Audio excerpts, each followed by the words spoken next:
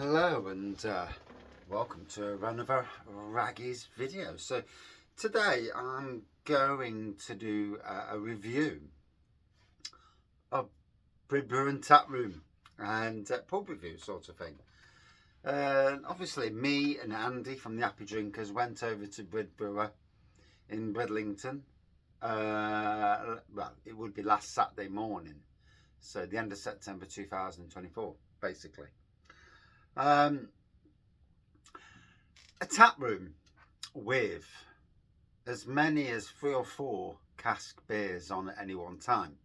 Obviously, like a lot of places, got to be careful with cask because you can lose money if customs not coming through the doors as much because of the weather and other things, So, what Bridbrewer does have that the other places around there don't have is the fact that the beer is brewed on those premises. So, it's a big, long, double-sided, double-entranced tap room pub. Ciders in there, soft alcohol drinks. I can't remember what you call them there.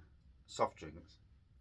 And a massive range of beer in the fridge, an absolute plethora of styles. If the cask beer doesn't interest you, what's in bottle will. Obviously it's bottle conditioned, so pour about 75% out initially and it'll be nice and clear as long as you don't tip the bottle up beforehand, and then the rest of it you can sample once you've drank the clear.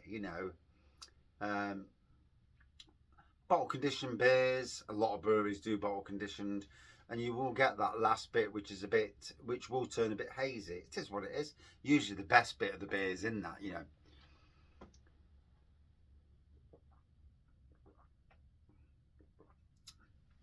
My 7% West Coast IPA, but anyway, it's twangy. We had a great day there. I brewed 2 beers, learnt about the brewery. I learnt about Bridbrewers, what his goal is, what is community work. They have a Thursday night. I think it was Thursday anyway. It may be after hours. So he only opens from 12 till 5, 12 till 6. But when the chap's brewing from literally 8 in the morning, 7:30, 8 in the morning. And by that time, he's done literally a 10-hour shift. 5 hours of brewing. And if you go in, you can watch him brew, ask him questions. Watch and see how a nano brewery brews. And if you live there or if you're visiting, sit and watch, chat with the good fella. I'm sure he will tell you his reasons behind he does the beers he does. Really, an interesting chap, and the people that go in there really respect him for what he does.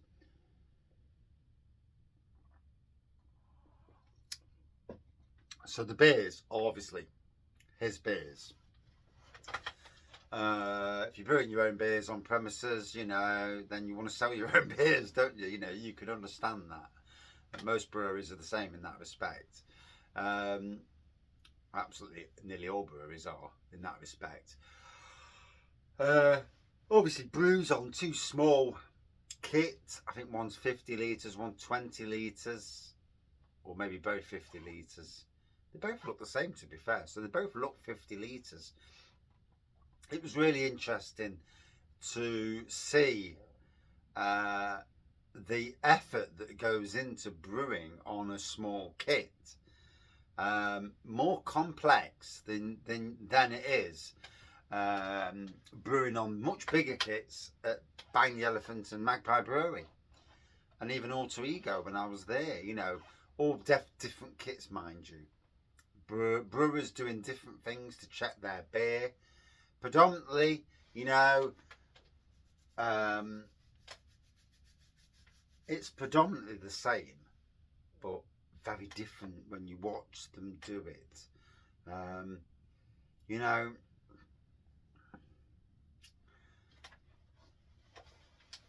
and obviously, I mean, it was only thanks to Liam Rusco, the co-op driver, co-op man, who told me all about Bridbrewer literally 3 years ago.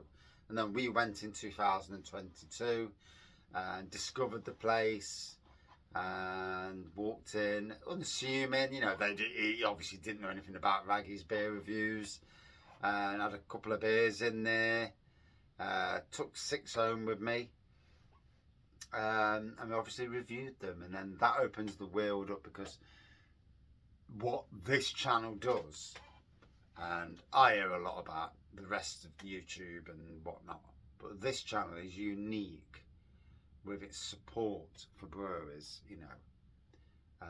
Not bigging myself up for anything, but I work exceptionally hard on what I do. I am not the most watched beer reviewer, probably not the most liked beer reviewer. It is what it is. I'm not bothered one way or the other in that respect. But what you get are reviews that are honest, you know, that don't try to be an arse, don't pour beers down the sink, and you know, and all that business. But that moment, you know, which led to doing a double brew over at Bridbrewer and Taproom, and it was lovely to see the guys, the friends of Bridbrewer, you know, for them all to come in. I'm crap with names, royally crap with names, but I do remember the people, and with any luck, at some stage in the future, I mean, there was the chap who can't drink. I mean, I feel ever so sorry for him, because of, you know, issues, and I won't go into issues, you know, it's not for public consumption, but he can't drink now. Or is it literally 4 units a week, which isn't a lot in the grand scheme of things. A couple of shitty John Smiths, as was the conversation. And then the good fella from Sheffield United fan. So yeah, and you know, as football fans, bloody hell, we have some shite, don't we? Watch some shite. Managers, owners, and oh dear, and shit players that are on a lot of money, more than what we're on, not doing what they're supposed to. If I didn't run around, if I was paid the money they're paid, I'd run around like an absolute twatter every week and always give my 100%. But people don't, and don't in the workplace scenario either, so, you know. And also the good chap who had an accident as well, and again, names, I'm rubbish with names, and for that I absolutely apologise. However, Andy, who we go drinking with, Happy Drinkers, he will remember everyone's name, and you know, he would remember a lot more than me, yeah. And I think over the years I've got my brain used to trying to so much, and drinking beer don't help either, to not remember a lot. And it's, yeah, even in the workplace scenario, I struggle sometimes.